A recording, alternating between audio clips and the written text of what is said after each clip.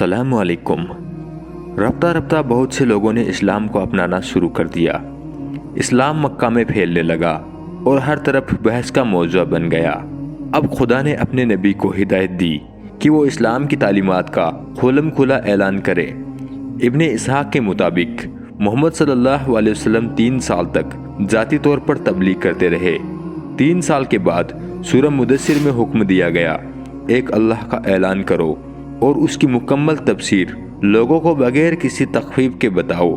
जब आपने अपने रब का हुक्म माना और इस्लाम का खुले तौर पर ऐलान किया तो मुशरिकीन मक्का की तरफ से सख्त मुखालफत का सामना आपको करना पड़ा। उस वक्त आपको सूरह अल हिज्र में तसादुम से बचने का हुक्म दिया गया।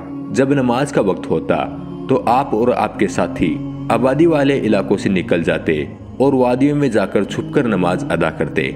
जब आपने इस्लाम का पैगाम आम किया जैसा कि आपको अल्लाह ने हुक्म दिया, अपने आप को आपसे शुरुआत में अलग थलग नहीं किया, लेकिन जब आपने उनके बुतों पर तनकीद की तो वो आपके मुखालिफ और दुश्मन बन गए, सिवाय उनके जिन्हें अल्लाह ने इस्लाम के जरिए बचा लिया। ऐसे लोग बहुत कम और छुपे हुए थे।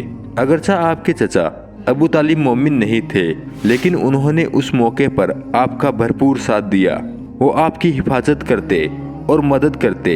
जब कुरैश ने देखा कि मोहम्मद सल्लल्लाहु अलैहि वसल्लम अपने अल्लाह की इबादत कर रहे हैं तो वो तनकीद करने से बाज नहीं आ रहे थे।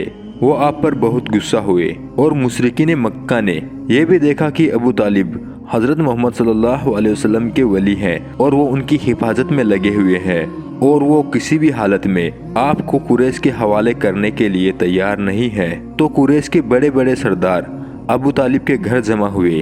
उनके नाम उतबा, शेबा, अबू सुफियान, अबुल बख्तरी, अल अशवद, अबू जहल और अल आश वगैरह हैं।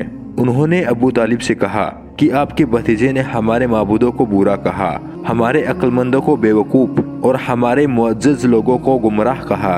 अब या तो आप उन्हें ऐसी बातों से रोकें या हमारे और उनके दरमियान हाइल ना हो, क्योंकि आप भी उसी मसलक पर हैं जिस पर हम डटे हुए हैं। अबू तालिब ने उनकी बातों को शाइस्तगी से सुना। मोहम्मद सल्लल्लाहु अलैहि वसल्लम अपने रास्ते पर कायम रहे और लोगों को खुदा के दीन की तरफ बुलाते रहे। नतीजतन आपके और मुशरिकों के ताल्लुकात मजीद बिगड़ गए। कुरैश के सरदार दोबारा अबू तालिब के पास आए और कहा, ए अबू तालिब, आप उम्र, मर्तबे और इज्जत में हम सबसे बड़े हैं। हमने आपसे कहा था कि अपने भतीजे को हमसे रोकें, लेकिन आपने उसे नहीं रोका। हम इस सूरत हाल को बर्दाश्त नहीं कर सकते जहां हमारे बुजुर्गों को गाली दी जाए, हमारे अक्लमंदों को बेवकूफ़ और बुरा कहा जाए और हमारे खुदाओं पर इल्जाम ठहराए जाए। अब या तो आप उन्हें इससे रोकेंगे या फिर हम उनसे लड़ेंगे। आप हमारे बीच मुदाखलत नहीं करेंगे, चाहे 2 गिरोहों में से एक को ख़त्म ही क्यों ना कर दिया जाए। उसके बाद वो वापस चले गए। अबू तालिब को अपने फ़िरके की तन्हाई और दुश्मनी का बहुत ज़्यादा सामना करना पड़ा। मोहम्मद सल्लल्लाहु अलैहि वसल्लम को इस तरह बेबस करना भी उनके लिए काबिल कबूल ना था। जब कुरैश ने अबू तालिब से ये बात कही तो उन्होंने मोहम्मद सल्लल्लाहु अलैहि वसल्लम को बुलाया और उनसे कहा, ए भतीजे, कुरैश के लोग मेरे पास आए हैं और मुझसे फला फला बात कही, इसलिए मुझ पर रहम कर और अपने आप पर भी, और मुझ पर इतना बोझ न डाल कि मुझ में इसे उठाने की ताकत न हो। मोहम्मद सल्लल्लाहु अलैहि वसल्लम को शक हुआ कि उनके बारे में उनके चचा की राय बदल गई है और अब वो उस पर एहसान करना छोड़ देंगे और उनके चचा उनको कुरैश के हवाले कर देंगे। आप सल्लल्लाहु अलैहि वसल्लम ने अबू तालिब से कहा, ए मेरे चचा, खुदा की कसम, अगर वो मेरे एक हाथ में सूरज और दूसरे हाथ में चांद भी रख दें और चाहे कि मैं इस काम से दस्तबरदार हो जाऊं, तो मैं उसे नहीं छोड़ूंगा। यह कहकर आपकी आंखों से आंसू निकल आए और आप रोने लगे।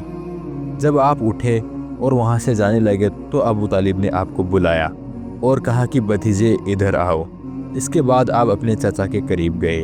अबू तालिब ने कहा, ए मेरे भतीजे, जाओ और जो चाहो कहो, खुदा की कसम मैं तुम्हें किसी कीमत पर उनके हवाले नहीं करूँगा।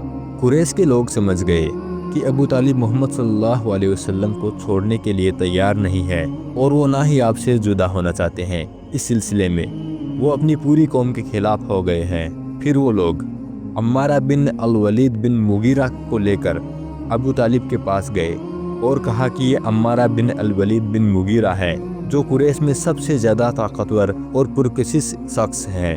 اسے اپنے پاس رکھو اور اسے اپنا بیٹا بنا لو، یہ تمہارے لیے ہے، اور اپنے بھتیجے کو ہمارے حوالے کر دو، جس نے تمہارے دین اور تمہارے آباء و اجداد کے مذہب کی مخالفت کی اور تمہاری برادری میں تفرقہ ڈالا ہے اور ان کے عقل مندوں کو بیوقوف کہا ہے تاکہ ہم اسے قتل کر دیں۔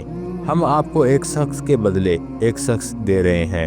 ابو طالب نے قریش کو جواب دیا، خدا کی قسم، تم میرے ساتھ اتنا برا سلوک کیوں کر رہے ہو؟ کیا تم مجھے اپنا بیٹا دے رہے ہو تاکہ میں اسے تمہارے لیے کھلاؤں، اور میں تمہیں اپنا بیٹا دے دوں تاکہ تم اسے قتل کر سکو؟ یہ نہیں ہو سکتا۔ مطعم بن عدی نے کہا، اے ابو طالب، مجھے خدا کی قسم آپ کی جماعت نے آپ سے انصاف کے بارے میں بات کی ہے اور آپ کو ان چیزوں سے بچنے کی پوری کوشش کی ہے جو آپ کو پسند نہیں ہے۔ ابو طالب نے مطعم سے کہا، اے مطعم، خدا کی قسم، انہوں نے میرے ساتھ انصاف نہیں کیا۔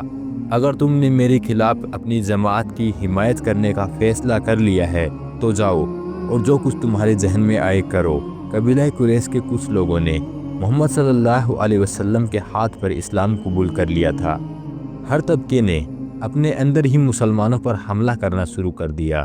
انہوں نے انہیں بہت تکلیف دی اور انہیں ان کے دین سے پھیرنے کی کوشش کی، لیکن خدا نے محمد صلی اللہ علیہ وسلم کو ان کے چچا ابو طالب کے ذریعے حفاظت کی۔